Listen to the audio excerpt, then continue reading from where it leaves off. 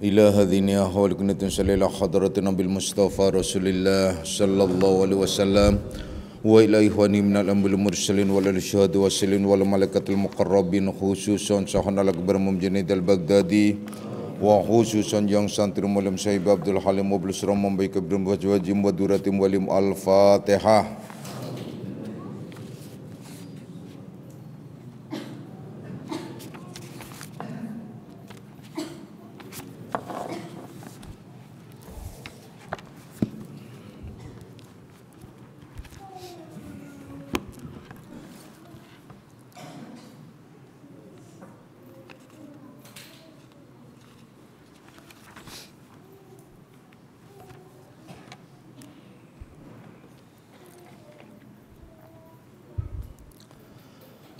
Assalamualaikum warahmatullahi wabarakatuh. Alhamdulillahilladzi karrama bani Adam wastafa minhumul ulama wa ikhtara minhumuz zuhada wal hukama wal kurama wa faddala minhumul arifina billahi wassifati wal asma wa azaqahum lazzatal mahabbati wa tallahum haqiqatil asya'i minal ardi was sama wassalatu wassalamu ala sayyidina Muhammadin khatamil anbiya alladzi khuliqa min zatihi wa minhu jami'ul asya wa ala alihi wa ashabis sadatil awliya wa ala tabi'in wa tabi'it tabi'ina lahum bi ihsanin ila yaumil jazaa. Subhanaka la ilma lana illa ma 'allamtana innaka antal alimul hakim. Wa la haula wa la quwwata illa billahil aliyil azim. Amma ba'd. Ma'asyiras salikin, kaum bapak dan kaum ibu jamaah pesantren Akmaliyah, anak-anak rohaniahku semuanya, baik yang hadir secara langsung di pesantren Akmaliyah maupun yang melalui radio online Akmaliyah. Insyaallah mudah-mudahan di senja hari ini kita bersama-sama mendapatkan limpahan rahmah, maghfirah serta hidayahnya, amin ya rabbal alamin. Itulah janji Allah kepada kita semua di dalam hadisul qudsiyah, di mana pada senja hari itu malaikat kembali kepada Allah Subhanahu wa taala yang menjadi atau yang menjaga dunia ini di siang hari. Kemudian turun malaikat yang untuk menjaga dunia ini di malam hari. Jadi saat siang hari, senjanya malaikat itu kembali kepada Allah untuk melaporkan semuanya. Kemudian digantikan oleh malaikat berikutnya yang akan menjaga di malam hari. Pada saat malaikat sampai kepada Allah, Allah selalu bertanya setiap saat. Yakni setiap malaikat itu datang, bagaimana kondisi hamba-hambaku saat engkau tinggalkan? Malaikat tentu saja akan menjawab sesuai apa yang ia lihat tanpa dikurangi atau dilebihkannya, tidak dimanipulasi dan tidak ada kebohongan baginya. Tentu saja malaikat yang menjaga, khususnya yang ada di wilayah Akmaliyah dan juga yang ada di wilayah-wilayah di mana para salikin yang lain sedang online, itu akan berbicara terhadap Allah. Ya Allah, waktu saya tinggalkan ternyata hambamu itu sedang ngaji, sedang duduk membahas ilmu-Mu. Allah langsung menyatakan, ku ampuni semua dosa-dosanya hamba-hambaku yang sedang duduk. Walau malaikat itu protes sekalipun, ya Allah, ada yang datang bukan karena engkau, tapi adalah karena sesuatu selain engkau. Bahkan ada orang yang hanya sekedar lewat, duduk karena mendengarkan begitu saja. Sekalipun orang itu hanya sekedar lewat kemudian duduk mendengarkannya, ku ampuni semua dosa-dosanya karena ia sedang duduk bersama dengan kekasih-kekasihku dan membahas ilmu yang aku sukai. Nah itu. Jadi pernyataan bahwa Bapa selalu menyatakan kepada kalian semoga kita mendapatkan ampunan, limpahan rahmah, maghfirah, itu memang benar. Jadi bukan sebatas doa, tetapi janji Allah memang demikian. Dan itu sebagai tanda doa yang sesuai dengan kehendak Allah Subhanahu wa ta'ala. Dan insya Allah memang kita adalah golongan orang-orang yang mendapatkan limpahan ampunan dari Allah Subhanahu wa ta'ala. Amin ya robbal alamin. Kemudian kita lanjutkan kajian kita pada pasal fi bayani ma'rifatin uyubin nafsi, yakni pasal yang menjelaskan tentang untuk mengenal, mengetahui kekurangan-kekurangan diri, aib yang ada pada diri. Kemarin sudah disinggung sedikit demi sedikit ya, walaupun belum sempurna. Tapi kita memang ya, orang yang berani itu memang orang yang mau dan apa disebutnya, orang yang mau mengakui tentang kekurangan yang ada pada dirinya. Terlebih lagi banyaknya kesalahan-kesalahan yang ada pada dirinya. Keberanian orang tersebut itu susah. Wahai anak-anakku semuanya, sudah sering Bapak jelaskan bahwa hidup ini adalah perjuangan, dan perjuangan itu akan mendapatkan risiko, ujian dan cobaan. Perjuangan itu ada perjuangan lahiriah dan ada perjuangan batiniah. Perjuangan lahiriah konsekuensinya ialah dengan wilayah lahiriah. Perjuangan batiniah konsekuensinya juga dengan wilayah batiniah. Mana perjuangan yang wilayah lahiriah? Di mana kalian perjuangan wilayah lahiriah itu ada dua, yakni perjuangan untuk menata diri kita menjadi hamba Allah yang baik dengan kualitas yang baik, menegakkan segala perintah Allah dan menjauhi larangannya. Ini adalah perjuangan dalam pengabdian terhadap Allah dalam bentuk ibadah ritual. Itu juga butuh berjuang, di mana kalian harus berjuang bagaimana caranya supaya kalian istiqomah mengabdi kepada Allah, istiqomah ngaji, istiqomah sholat, istiqomah dan banyak lagi keistiqomahan tersebut. Kemudian ada perjuangan di mana kalian hidup di dunia ini adalah butuh fasilitas. Fasilitas itu tidak serta-merta datang begitu saja, harus diraih. Karena fasilitas itu ditebarkan oleh Allah sebagai rizki untuk kehidupan kita di dunia ini juga butuh perjuangan. Nah, perjuangan-perjuangan semacam inilah yang diisyaratkan sesuai dengan firman Allah yang menyatakan innallaha la yaghayyiru ma biqaumin hatta ma yaghayyiru ma bi anfusihim. Allah tidak akan merubah suatu kaum hingga kaum itu merubah dirinya sendiri. Jadi jangan kalian kepedean ingin mendapatkan perubahan dari Allah tanpa usaha dan ikhtiar. Usaha dan ikhtiar itu salah satu bentuk perjuangan hidup. Jangan kemudian karena sudah ngaji tauhid nggak perlu berjuang karena semuanya dari Allah, selesai dari Allah.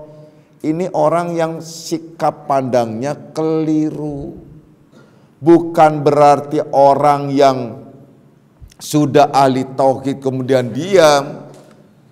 Contoh seperti Bapak ini juga ada usaha dan ikhtiar, di mana usaha dan ikhtiar Bapak ini memberikan penerangan sesuai yang dikehendaki oleh Allah, penjelasan-penjelasan, pengkaderan di mana menata supaya ada paling tidak hamba Allah yang bisa makrifah kepadanya sebagai paku bumi. Ngerti nggak paku bumi?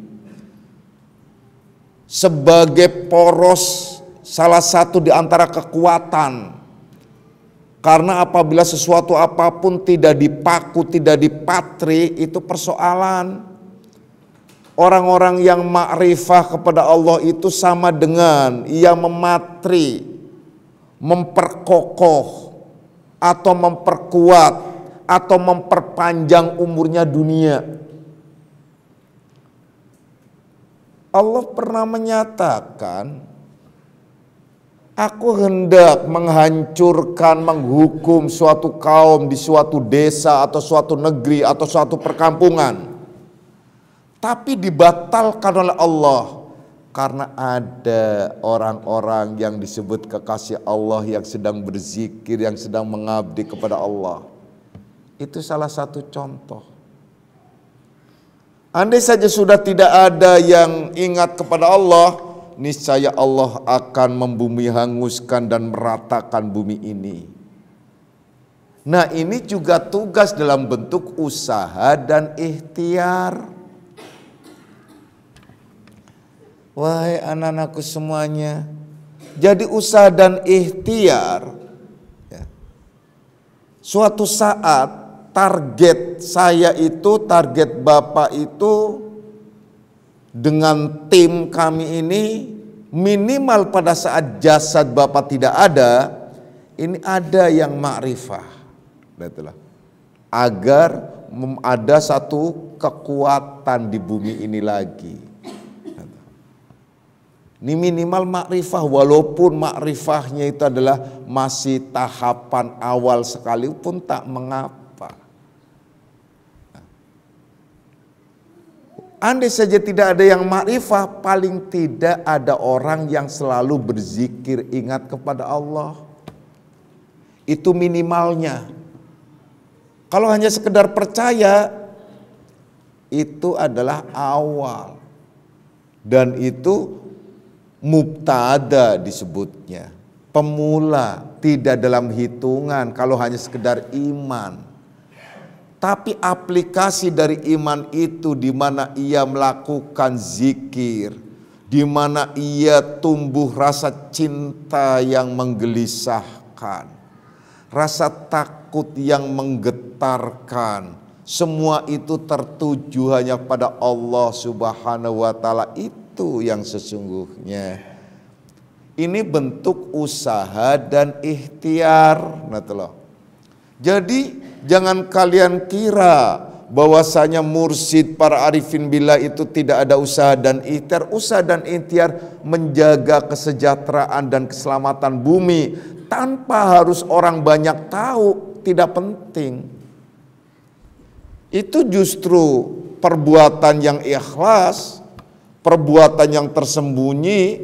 Kalau kalian melakukan sesuatu ingin diketahui, ingin dimengerti orang banyak, itu sesuatu yang di permukaan hambar dan tertebak oleh angin-angin nafsu. Tapi bagi orang-orang khusus menjaga bahkan menyelamatkan kaum yang banyak tanpa terasa orang itu terselamatkan, Itu perbuatan yang disebut ikhlas, di mana orang itu juga tidak ingin diketahui juga. Salah satu contoh saja, kan terkadang banyak orang salikin atau yang lainnya apabila sholat, seumpamanya, apalagi orang yang merasa dirinya paling pinter dan paling benar, sholat imamnya salah-salah langsung dia membatalkan diri, dia sholat sendiri lagi. Ini kan disebut kebodohan yang bertingkat-tingkat, jahil murokab. Dia tidak tahu susunan manfaat tentang berjamaah.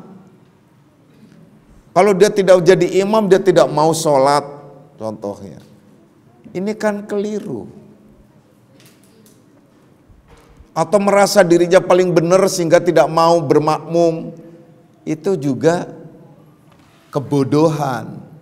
Banyak anak-anak muda yang baru pinter sedikit sudah kemelinti. Nah itulah artinya kemelinti. Kemelinti, ngerti nggak kemelinti? Apa itu kemelinti itu? Gaya gitu. Kalau orang Sunda, anak-anak muda Pasundan, daerah Bandung, Tasik dan sekitarnya itu disebut edek namanya. Apa tuh edek? Edek itu apa edek tuh? Kemelinti. Nah itu sebenarnya edek, kemelinti. Apa namanya? Apa ya bahasa Indonesianya kemelinti, edek itu apa ya? Apa itu? Gak tau lah, serah dah. Pokoknya judulnya kemelinti gitu aja. Nah. Jadi sok-sokan gitu loh. Nah, sok-sokan. Jadi sok-sokan, sok paling benar, itu yang menjadi persoalan. Ya. Anak-anakku semua. Jadi muhasabah, introspeksi untuk kebaikan diri itu adalah yang paling bagus. Maka itu butuh perjuangan. Perjuangan secara batiniah di mana orang itu akan menyelesaikan kekurangan-kekurangan yang ada pada wilayah batiniahnya, yaitu nafsaniyah dan ruhaniyah. Nah, yang akan kita bahas, yang akan kita telusuri utamanya ialah wilayah nafsaniyah. Oleh karenanya pasalnya di sini ialah pasal di sini fi bayani ma'rifati uyubin nafsi, yakni bahwasanya di sini menjelaskan tentang bagaimana pengenalan mengetahui aib-aib yang ada pada dirinya, yaitu nafsu-nafsunya. Jangan tiba-tiba kemudian nafsu itu saja yang kalian gali. Di dalam teori tasawuf itu ada istilah takholli, tahalli, tajalli, yaitu di mana takholli namanya ialah mengosongkan diri, maksudnya mengosongkan segala sifat yang majmumah. Kemudian tahalli itu maknanya haliyah, tahalli memperindah, memperelok dirinya dalam arti nafsu-nafsu yang baik-baik itu artinya disuburkan dalam dirinya hingga tumbuh dan nyata pada wilayah lahiriah disebut akhlakul karimah yang akan menjadi uswah, contoh. Karena target orang beragama, catat baik-baik, target orang yang beragama itu pembentukan watak dan sifat menjadi sifat yang baik yang disebut akhlakul karimah. Sampai-sampai Rasulullah sallallahu alaihi wasallam mengklaim, innama bu'istu liutammima makarimal akhlak. Sesungguhnya aku dibangkitkan ke dunia ini hanya untuk menyempurnakan akhlak yang mulia. Maka apabila ada orang mengaku beragama, bahkan dia ahli ibadah, sudah ngaji, sudah merasa benar ngajinya, kemudian zikir dan lain sebagainya, tingkah polanya tidak mencerminkan akhlak yang mulia, nonsen, nol besar, dan bukan orang yang beragama, baru orang yang sedang belajar beragama. Karena agama itu pegangan, patokan. Coba runut semuanya. Di dalam di dalam perintah-perintah Allah yang sakral, ibadah-ibadah ritual. Contoh yang paling sederhana ialah sholat saja. Apa targetnya sholat? Inna sholata tanha anil fahsa iwal mungkar.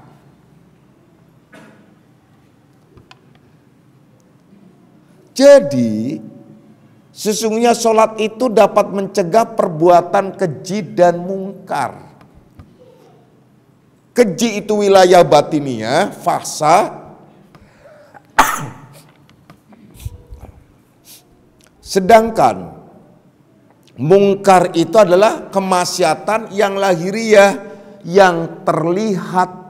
Nah itu loh. Itu target sholat. Target zakat apa? Target zakat itu ialah di mana pemerataan ekonomi, memberi pembelajaran kepada diri agar tidak menjadi orang yang pelit jidit. Nah, gitoke di aspal, tak ini digoreng.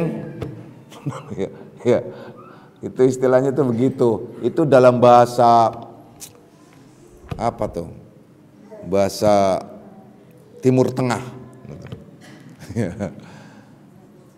Nah, itu loh. Jadi ya gimana istilahnya itu udah pelit jidit, aduh juga. Kalau udah istilah orang Jawa tuh pelit jidit itu tuh pelit bangetnya pelit, nah itu loh. Nah tuh. Itu ya. Kayak kalimat ireng gueng gitu loh. Itu artinya hitam banget gitu loh. Nah, kalau di sini tuh hitam keling gitu loh, ya. Dah, kita lanjutkan. Jadi itu salah satu contoh, makanya dua ibadah tersebut selalu dijejerkan. Kalau sudah aqimus shalah wa atuz zakah, aqimus shalah wa atuz zakah, itu dua sisi. Dua sisi di mana memberikan pembelajaran kepada kita dari sisi batiniah dan sisi lahiriah, dari sisi ritual dan sisi sosial. Kita disuruh menjadi orang yang biasa dan membiasakan berbagi. Berbagi kebahagiaan, berbagi rezeki, pemerataan ekonomi, karena memang pengendalian akar dari ekonomi di Islam itu ialah zakat. Itu contohnya, makanya pada zamannya Sayyidina Abu Bakar radhiyallahu an, beliau sampai mengibarkan perangi orang yang tidak mau zakat, suruh perangi, gitu loh. Itu zakat. Di Islam tidak ada pajak, adanya zakat. Nah, negara kita pajak itu ikut, yaitu negara-negara lain ada pajak itu ikut-ikutan. Jadi mengadopsi Islam pajak. Apa tuh? Zakat, bukan pajak. Zakat sudah dia menunaikan dan bisa berbagi. Juga di samping itu mendapatkan nilai plus di sisi Allah. Pajak tidak orang menunaikan pajak itu tidak mendapatkan pahala. Jadi kalau orang sudah pajak tuh bukan berarti lepas zakatnya, tidak, ya. Awas ya, dipisahkan. Dah, kita lanjutkan. Jadi itu contoh orang-orang yang beragama di mana Allah itu adalah menjelaskan sangat detil. Nah, jadi tidak akan disebut kalian sudah ngaji, sudah belajar ilmu, kelakuannya kok tambah ngaco. Ini kan aneh. Coba deh. Kalian ingin ngajak istri kalian ngaji, tapi kalian tidak punya sifat lemah lembut terhadap istri yang membuat istri itu tertarik, malah tambah angkuh dan sombong. Ini kan repot. Berarti artinya belum membekas ilmunya, atau mungkin gak sampai pemahamannya. Bahwa pemahaman ilmu agama itu disangkanya cukup dia bertauhid dan terus kepada Allah, tidak ada menjejaki bumi di mana ia menghasilkan akhlak yang baik. Begitu juga sebagai seorang wanita istri, ingin suaminya menjadi imam yang baik, ingin suaminya ikut ngaji, tapi sifat lakunya malah membuat suami tidak simpatik. Ini persoalan lagi.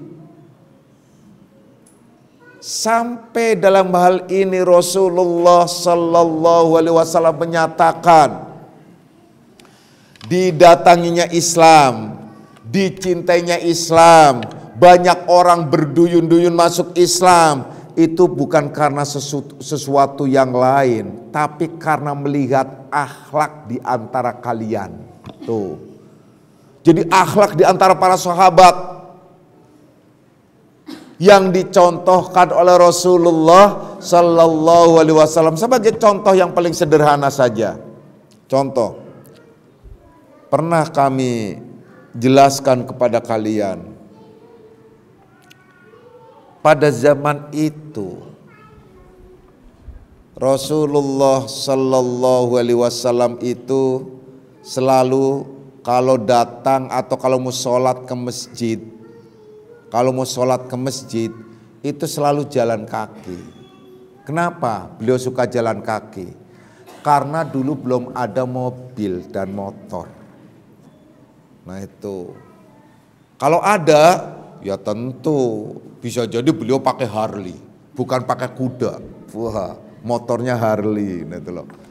Kalau pakai jalan jauh, kalau zaman sekarang tentu beliau adalah pakainya BMW, Mercy, pokoknya kelas premium lah, itu udah pasti lah. Seperti presiden, karena beliau kan kelasnya presiden saat itu, ya, presiden, panglima, tapi beliau selalu biasa. Namun kalau lihat kuda pilihannya itu istimewa, paling bagus. Pedangnya juga paling bagus. Ontaknya dan tanduknya gitu juga yang untuk istrinya kalau mendampingi untuk peperangan juga bagus. Dan banyak lagi hal-hal lain. Ya. Kita tidak berbicara itu. Beliau jalan kaki. Ya. Pada saat beliau sedang jalan biasa mau sholat ke masjid, jarak rumah beliau dengan masjid kan agak jauh, bukan masjid yang beliau bangun dalam bentuk majelis pada saat itu. Madinah itu jenisnya masjid, tapi masjid yang paling kecil pada zamannya. Karena ada masjid yang lebih besar, masjid yang disebut sekarang Masjid Kuba, Masjid Qiblatain, masjid ini dan lain sebagainya. Tapi beliau itu jaraknya itu jauh tuh. Kalau kalian umroh atau haji, di sana kalian akan melihat jaraknya itu rumah beliau yang sekarang menjadi makamnya beliau dengan masjid jauh itu jaraknya jauh. Nah, itulah. Untuk jalan kaki lumayan. Nah, beliau kalau sholat itu jalan. Waktu beliau belum mendirikan majelis atau masjid di samping rumah beliau. Akhirnya mungkin sudah pada saat beliau sudah mulai sepulah sudah mulai umur 55, umur 60-an, itu beliau mendekati wafatnya, itu beliau baru mendirikan, yaitu yang di samping rumah yang akhirnya ada mihrabnya buat peranti sholat berjamaah ya beberapa orang, karena itu adalah kecil pada saat itu. Nah, makanya beliau akhirnya menyatakan antara rumahku dengan mihrabku itu adalah Raudhatul Jannah, itu adalah sebagai taman surga. Nah, itu yang sekarang buat peranti orang pada doa berebut di situ ya. Itu batasnya itu kecil itu. Nah, yang akan kita perjelas di sini ialah akhlaknya beliau. Beliau jalan itu selalu saja di tikungan. Nah, itu di sudut ya, di sudut lah tikungan itu. Sudut ya, mungkin adalah jalan yang perempatan lah, disebut perempatan. Itu kalau beliau lewat itu ada orang yang nangkring di di tempat agak tinggi dikit, itu beliau lewat selalu ngeludain, bah, nah, belum nengok, usap, nah, jalan tetap. Tapi beliau tidak membatalkan wudhunya. Wah, ini jangan-jangan ludahnya orang kafir lagi ya, gitu. Wah, udah kan langsung. Tuh ada orang satu kelompok, jangankan ludah, sajadahnya didudukin aja sama kita, langsung dicuci. Karena apa? Kita tuh dianggap najis. Ini benar-benar brengsek tuh orang tuh, dianggapnya kita anjing kali ya. Najis pokoknya, itu benar-benar itu kelompok ekstrim, kelompok yang benar-benar saya katakan tuh kalau dia mengatakan kita najis, dia 10 kali lipat lebih najis gitu dong. Najis loh kan gitu ya. Orang saudaranya sendiri dianggap najis gitu. Beliau diludahin gitu loh.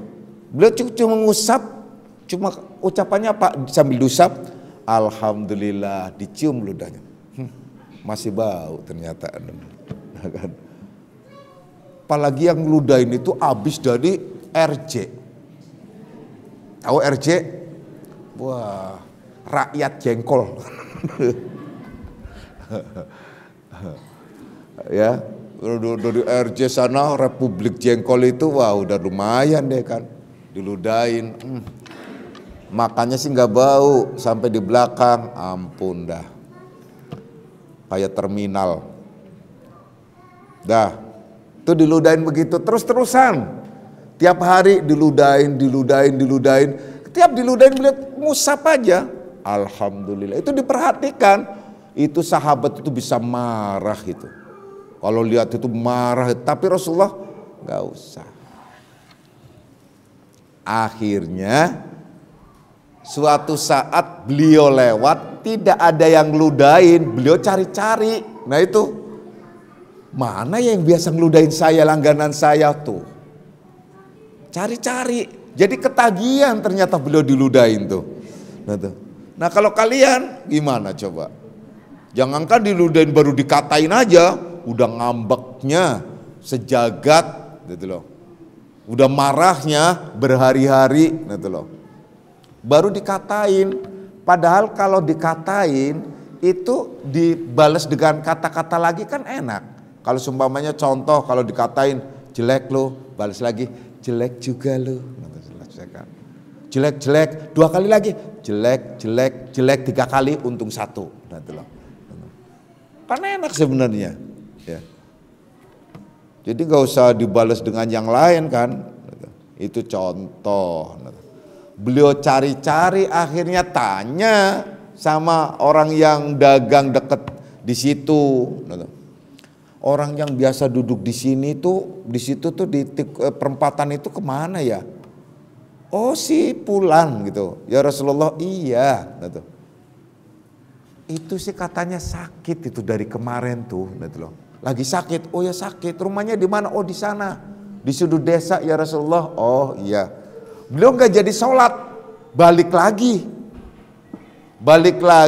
ke rumah. Cari, tanya sama istrinya, ada roti, ada madu, ada telur, ada apa saja, coba benar. Buat siapa ya Rasul? Sudah, mau batin. Dibawa semua, diangkut. Akhirnya beliau bukannya sholat berjamaah malah mendatangi orang itu. Langsung beliau ketok, assalamualaikum, suaranya kan khas. Orang itu menjawabnya itu sambil bergetar. Waalaikumsalam. Kakek-kakek gitu ya. Sambil bergetar itu. Ketakutan. Kenapa ketakutan? Ah resek nih Muhammad ini. Giliran gua sakit aja mau bales ini. Nah udah kebayang itu orang itu. Waktu saya lagi sehat dia gak berani saludain ini. Giliran saya lagi sakit begini dia datang loh. Dia sambil takut sambil siap-siap pegang apa tongkat ini. Dia buka pintu sambil udah mau hantem. Tar dulu bro. Kenapa? Udah katanya kamu sakit. Iya saya sakit. Kalau mau berantem ntar tunggu ya. Kalau saya sudah sehat. Siapa yang mau ngajak berantem? Kamu. Lo terus kesini mau ngapain? Saya kesini mau nengok karena kamu katanya lagi sakit. Barangkali nggak ada yang ngurus, nggak ada obat, nggak ada apa nutrisi. Ini saya bawa roti, bawa madu, bawa telur, bawa apa nih rempah-rempah yang lainnya. Barangkali kamu buat butuh ya. Udah kamu makan, kamu lihat. Udah dipegang, udah tiduran aja. Dipegang beliau. Pegang itu sambil memasukkan energi. Di mana energi itu adalah kuat yang bisa menghantam virus-virus tersebut. Nah, karena telapak tangan beliau itu adalah bisa bisa mengeluarkan energi. Seperti kalian kalau saya pegang itu bisa jadi kalian agak terasa anget masuk itu energi gitu loh. Itu energi melebihi dari minum air yang didoain itu lebih dari itu sudah langsung. Karena langsung masuk ke darah dan energi itu. Orang itu nggak tahu bahwa beliau itu adalah ngobatin dengan energi itu.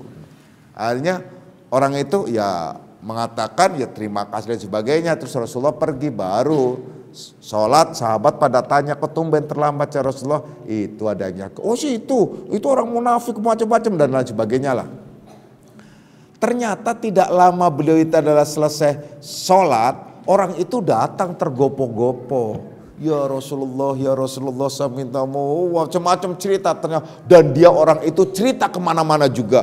Muhammad itu bukan seperti yang kalian sangka. Ternyata dia mempunyai budi pekerti yang luhur. Kalian semua yang menjadi teman-teman saya sakit. Mana kalian nengok, mana kalian peduli. Tapi justru orang yang selama ini saya benci karena kalian ngasih taunya bahwa Muhammad itu jelek, saludain macam-macam, tapi dia tidak, malah dia nengok, malah dia memberikan fasilitas macam-macam hingga saya sembuh. Itu langsung baca syahadat dan berduyun-duyun banyak orang ikut akhirnya baca syahadat. Turunlah ayat ya surat idza jaa nasrullahi wal fath wa ra'aitan nasa yadkhuluna fi dinillahi afwaja fasabbih. Nah itu banyak itu. Jadi dibacakan ayat itu. Bahwasanya banyak orang datang itu berduyun-duyun untuk masuk Islam. Karena apa? Akhlak di antara kalian. Jadi kalau ada orang yang simpatik atau tidaknya terhadap Akmaliyah. Itu bukan melihat apa-apa, melihat akhlak di antara kalian. Nah kalau kalian akhlaknya ngaco, bagaimana orang akan tertarik ngaji. Sementara kalian ngajak ngaji mereka. Jadi inti daripada agama dan inti daripada orang yang sudah mengamalkan agama, ilmunya ialah nyata nampak pada dirinya mempunyai akhlakul karimah. Maka akhlakul karimah itu akan dirasakan langsung oleh orang yang terdekat. Bagi istri, suami akan merasakan. Bagi suami, istri yang akan merasakan. Bagi orang tua, anak-anaknya merasakan. Bagi anak, orang tuanya yang merasakan. Saudara, kakak beradik, dan lain sebagainya. Hingga ke tetangga dan seterusnya. Itu dirasakan energinya. Sehingga muncul energi positif dari dalam diri. Energi positif dari dalam diri ini ialah membuat orang itu simpatik. Tuh. Jadi membuat orang itu simpatik. Bagaimana dia itu bisa orang itu tidak simpatik? Karena tidak nyambung. Jadi tidak ada chemistry di dalam hatinya. Coba deh. Kalau kalian berhadapan dengan orang yang hatinya lapang, hatinya tulus, itu beda banget energinya. Tapi orang yang kalian berhadapan dengan orang yang hatinya mereki, hatinya banyak intrik, susah. Kalian susah beradaptasi. Itu contoh, ya, sangat jelas sekali. Jadi inti-inti daripada agama itu ialah akhlakul karimah.